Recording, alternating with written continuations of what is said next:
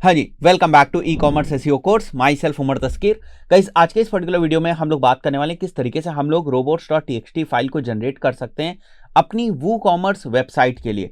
अब गाइस, यहाँ पर मैंने वूकॉमर्स वेबसाइट इसलिए लिया हुआ है क्योंकि जब हम लोग robots.txt फाइल जनरेट करते हैं या robots.txt फाइल बनाने जाते हैं तो हमारा सीधा सा पर्पस ये होता है कि कुछ स्पेसिफिक यूआरएल्स को हम नहीं चाहते कि क्रॉलर उनको क्रॉल करे या इंडेक्स करे। ये हमारा पर्पस होता है जब हम robots.txt फाइल को क्रिएट करते हैं। अब गाइस, जो हमारे यूआरएल्स है ना, ये प्लेटफॉर्म टू प्लेटफॉर्म स्पेसिफिक होते हैं। जैसे फॉर एग्जांपल अगर मैं शॉपिफाई प्लेटफॉर्म की बात करूं तो वहां पर जो हमारा प्रोडक्ट पेज का यूआरएल है वो अलग तरीके से बनता है, जो कैटेगरी पेज का यूआरएल है वो अलग तरीके से बनता है। वहीं पर अगर मैं वूकॉमर्स की बात करूं तो वूकॉमर्स में जो हमारे यूआरएल्स हैं वो अलग तरीके से बनते हैं। मतलब बाय डिफॉल्ट जो उनके यूआरएल का स्ट्रक्चर है वो कुछ डिफरेंट तरीके का स्ट्रक्चर होता है। इसी तरीके से अगर मैं मैजेंटो की बात करूं तो वहां पर हमारे पास दूसरे टाइप से यूआरएल्स होते हैं। इसी तरीके से अगर मैं किसी particular custom e commerce website की बात करूं तो वहां पर जो यूआरएल्स का स्ट्रक्चर होता है वो अलग होता है। और हमें एक्चुअली यूआरएल्स को ब्लॉक करना है। फाइन, हम ये चाहते हैं कि अगर कोई बंदा लेट्स से सर्च कर रहा है कुछ चीज़ों को हमारी वेबसाइट के ऊपर आने के बाद, वेबसाइट के अंदर अगर सर्च कर रहा है तो उससे जो वहां पर यूआरएल में जो क्वेरी पैरामीटर जनरेट होता है अगर मैं उसे ब्लॉक करना चाहूं तो उसको भी मुझे robots.txt के थ्रू ब्लॉक करना होगा। तो वो जो क्वेरी पैरामीटर हमारा जनरेट होता है वो डिफरेंट होता है अकॉर्डिंग टू डिफरेंट प्लेटफॉर्म। अभी आपको बात समझ में आ जाएगी। इसीलिए मैंने यहां पर आपको बताया कि स्पेसिफिकली अभी हम लोग बात कर रहे हैं वो कॉमर्स के बारे में कि वो कॉमर्स के प्लेटफॉर्म के लिए एक जो robots.txt फाइल है वो किस तरीके की होनी चाहिए। वो मैं अभी आपको दिखाऊंगा भी एक एग्जांपल के तौर पे, जिससे आपको सारा जो है वो आइडिया लग जाएगा। तो जैसे कि हमें पता ही है कि robots.txt फाइल का जो पर्पस होता है यही होता है कि हम चाहते हैं कि हमारे जो कुछ स्पेसिफिक यूआरएल्स हैं उनको गूगल ना इंडेक्स करे, ताकि बहुत सारा जो क्रॉल बजट वगैरह है वो हम लोग बचाकर ले जा सकें। फाइन, तो इसके ऊपर मैंने एक बेसिक वीडियो भी बनाया हुआ है robots.txt के ऊपर, और अगर आप इस वीडियो को एसईओ कोर्स की प्लेलिस्ट के अंदर देख रहे हैं तो टॉप में आपको मिल जाएगा। स्टार्टिंग में robots.txt का अलग से एक वीडियो है और मैं कोशिश करूंगा उसकी थंबनेल और लिंक भी यहां पर लगा दूं ताकि आपको कोई प्रॉब्लम ना हो। अगर बेसिक्स आपको robots.txt के नहीं पता है तो आई रिकमेंड यू कि पहले आप वो वाला भी वीडियो देख लीजिएगा, फिर आप ये वीडियो देखेंगे तो आपको और अच्छे तरीके से समझ में आएगा कि एक वूकॉमर्स वेबसाइट के लिए आपको robots.txt किस तरीके से जनरेट करनी है। तो गाइस, हमारी जो वूकॉमर्स की वेबसाइट होती है उसमें बहुत सारे ऐसे पेजेस होते हैं जिनका कोई एसईओ एडवांटेज नहीं है, उनको इंडेक्स कराने से हमें कोई फायदा नहीं होने वाला है। जैसे कार्ट वाला पेज, तो कार्ट वाले पेज को हम इंडेक्स नहीं कराते हैं। क्यों नहीं कराते? क्योंकि उस पेज को हम रैंक नहीं कराना चाहते हैं। भाई, कार्ट वाले पेज को आप कभी नहीं रैंक कराना चाहोगे। आप नहीं चाहोगे कोई बंदा कोई क्वेरी करे और कार्ट वाला हमारा पेज जो है वो सर्च इंजन रिजल्ट पेजेस में रैंक करे। ये रिक्वायरमेंट ही नहीं है हमारी। ना ही हम अकाउंट वाले पेज को रैंक कराना चाहते हैं, ना ही हम हमारे लॉगिन पेज को, और ना ही हम हमारे चेकआउट पेज को। ऐसे बहुत सारी चीजें होती हैं जिनको हम रैंक नहीं कराना चाहते हमारी वूकॉमर्स वेबसाइट के अंदर, जो हमारी ई कॉमर्स की वेबसाइट है उसके अंदर। फाइन, तो इस पॉइंट ऑफ व्यू से हमें इन सब जो भी हमारे यूआरएल्स हैं इनको बेसिकली हम लोगों को डिसअलाउ करना पड़ेगा अपनी robots.txt फाइल के अंदर। फाइन, तो अगर मैं आपको एक एग्जांपल दिखाऊं एक फाइल का, तो आप यहां पर देख सकते हो ये एक वूकॉमर्स फाइल का ही एग्जांपल है। और अगर यहां पर देखो तो सभी रोबोट्स को डिसअलाउ किया गया है। CGI bin, ये बात समझ में आती है हमें।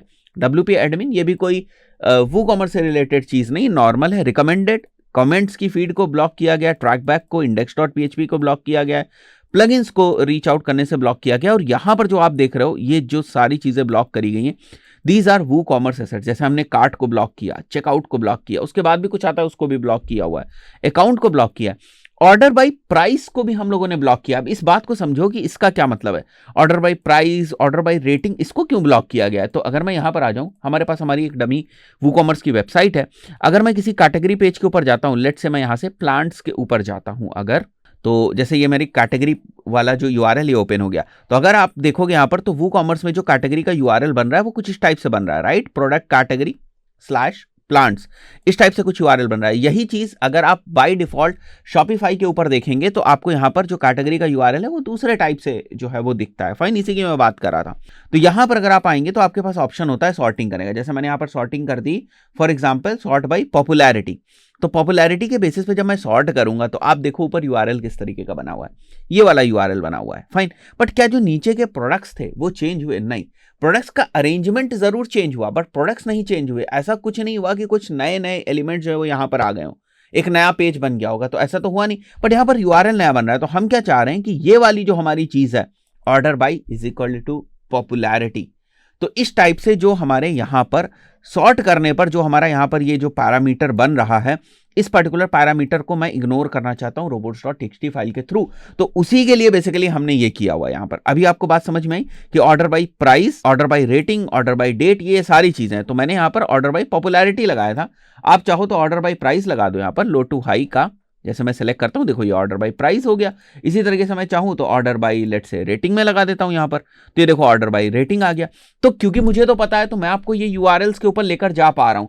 बट अगर आपके पास अपनी कोई वूकॉमर्स की वेबसाइट है और आपको बहुत ज्यादा यूआरएल्स वगैरह के बारे में जानकारी नहीं है, तो इस टाइप का जो robots.txt की फाइल है उसका आप इस्तेमाल कर सकते हैं। और ये वाले जो यूआरएल हैं ये बेसिकली बाय डिफॉल्ट रहते हैं हमारे वूकॉमर्स के केस में। बट ये वाला robots.txt फाइल अगर मैं आपको दे दूं तो सीधे के सीधे अगर आप चिपकाना चाहो तो इसको आप अपनी शॉपिफाई की वेबसाइट के लिए या मेजेंटो की वेबसाइट के लिए आप नहीं चिपका सकते, क्योंकि हो सकता है वहां पर जो ये सर्च का पैरामीटर बन रहा हो ये दूसरे टाइप का बन रहा हो, ये इस टाइप से ना बन रहा हो, ऑर्डर बाय प्राइस ना बन रहा हो। चलो चेक करके भी देख लेते हैं। फॉर एग्जाम्पल अगर मैं मिंत्रा की किसी वेबसाइट के ऊपर जाता हूं, मिंत्रा वेबसाइट के ऊपर जाता हूं बेसिकली, और मैं यहां से लेट से मैं कोई एक कैटेगरी उठा लेता हूं ड्रेसेस की और सॉर्ट बाय पॉपुलैरिटी में करता हूं, ठीक है। तो अब यहां अगर आप देखोगे तो यहां यूआरएल कुछ दूसरे ही टाइप का बन रहा है, देख रहे हो, sort is equal to popularity यहां पर दिख रहा है। बट वो चीज हमें यहां पर नहीं दिख रही थी, यहां पर ऑर्डर बाई लिख रहा था। वहीं पर जैसे हम लोगों ने यहां पर अपनी वेबसाइट में देखा हुआ था तो यहां पर ऑर्डर बाई दिख रहा था। अगर मैं इसको पॉपुलैरिटी के बेसिस पे भी ले जाऊं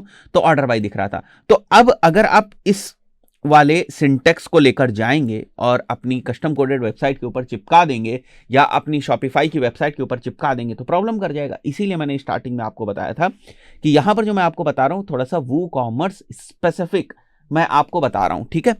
तो यहां पर अब देखो कार्ट को हमने ब्लॉक किया, चेकआउट को, माई अकाउंट को, ऑर्डर बाई, ठीक है, और order by price, rating, date, price description, ठीक है, प्राइस डिसेंडिंग बेसिकली, पॉपुलैरिटी, ये देख रहे हो आप ऑर्डर बाय पॉपुलैरिटी, तो पॉपुलैरिटी भी था, मेरे से मिस हो गया। अगर यहां पर देखो तो इसको भी हम लोगों ने यहां पर ब्लॉक कर रखा है। फिल्टर, ऐड टू कार्ट और उसके आगे वाले कुछ बन रहे हैं, ऐड टू विश लिस्ट उसके आगे कुछ बन रहे हैं।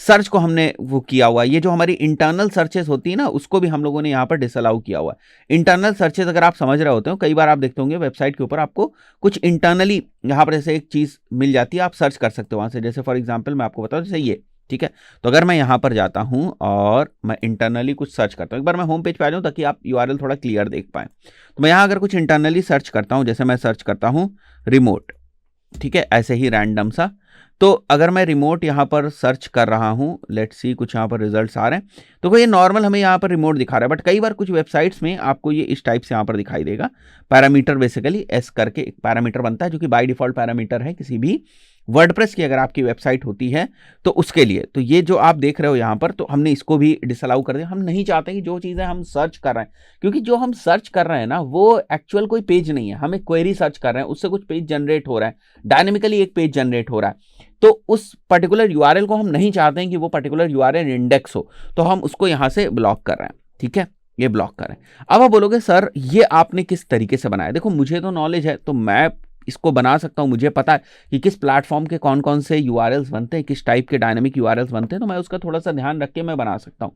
आपके लिए अगर वूकॉमर्स की वेबसाइट है तो एक बहुत ही बेसिक सी प्लगइन है, मैं आपको बताऊंगा। अगर उस प्लगइन के ऊपर आप जाएंगे तो वो आपको जो है वो इस टाइप का robots.txt जो है वो जनरेट करके दे देगी। तो फॉर एग्जाम्पल मैं अगर यहाँ पर आता हूँ, ये प्लगइन का ये नाम है, ठीक है, block e commerce assets via robots.txt। तो अगर आप इस प्लगइन को इंस्टॉल करेंगे अपनी वेबसाइट के ऊपर तो वो आपको कुछ इस टाइप से जो है वो robots.txt की फाइल बनाकर दे देगी, ठीक है। और इसी फाइल को थोड़ा सा मैंने मॉडिफाई करके यहाँ पर चिपकाया हुआ है, फाइन।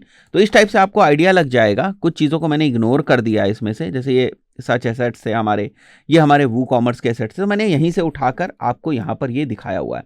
तो देयर आर डिफरेंट सोर्सेज जो आपकी हेल्प कर सकते हैं अगर आपकी कोई वूकॉमर्स की वेबसाइट है तो उसके लिए robots.txt की फाइल को जनरेट करने के लिए। बट हमें एक्चुअल समझ में आना चाहिए कि वूकॉमर्स वेबसाइट में या हमारी ई कॉमर्स वेबसाइट में आखिर हम क्यों robots.txt की फाइल को बना रहे हैं और उसके अंदर जो हमने डिसअलाउ के आगे सिंटेक्स लिखा हुआ है एक्चुअली उसका मतलब क्या है और वो क्या करेगा। ऐसा नहीं कि इसी को उठा के हर जगह चिपका देना। आई बिलीव आपको robots.txt का जो फंडामेंटल्स है वो क्लियर हो गए होंगे with regards to WooCommerce website. इस पर्टिकुलर वीडियो में इतना ही, मिलता है नेक्स्ट वीडियो में, टिल देन गुड बाय।